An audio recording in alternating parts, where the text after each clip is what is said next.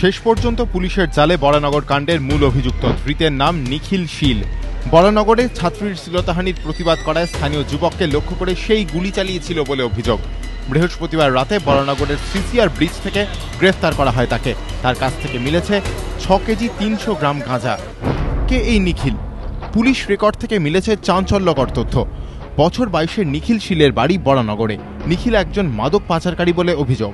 কিছুদিন আগেই এই অভিযোগে গ্রেফতার করা হয় তাকে। 10 দিন আগেই জেল থেকে ছাড়া পায় সে। নিখিলের দাদা বাসু শীলের নামেও রয়েছে মাদক পাচারের অভিযোগ। এখনও হাজতেই রয়েছে বাসু। নিখিলের গালে ও হাতে কাটা দাগ রয়েছে। বরানগরের শ্লীলতাহানির ঘটনার অভিযোগ দায়েরের পর পুলিশ রেকর্ডে নিখিলের ছবি দেখে চিহ্নিত করেন অভিযোগকারিনী। নিখিলের খোঁজে তল্লাশি অভিযান শুরু করে পুলিশ। শেষ পর্যন্ত বৃহস্পতিবার রাতে গ্রেফতার করা হয় তাকে। মঙ্গল সর্দারকে গুলি করার জন্য নিখিল শীলকে কালকে বরানগর থানা থেকে অ্যারেস্ট করা হয়েছে। ওকে অ্যারেস্ট করা হয় সিসিআর ব্রিজের কাছ থেকে বিকেলবেলা 4টে নাগাদ, এবং ওর কাছ থেকে 6 কেজি 250 গ্রাম নার্কোটিক্স পাওয়া যায়। এবং ওকে ওই মঙ্গল সর্দারকে গুলি করার জন্য ধরা হয়েছিল। সেখানে ও স্বীকার করে যে ও ফায়ার নিজেই করেছিল। ওর সঙ্গে একজন ছিল, তো তাকে আমরা খোঁজ করছি।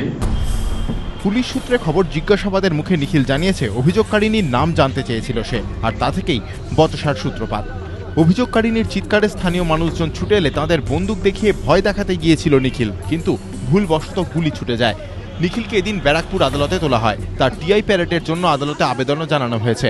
তবে আরও এক অভিযুক্ত রাজু এখনও অধরা। সমীরণ পাল, এবিপি আনন্দ, কলকাতা।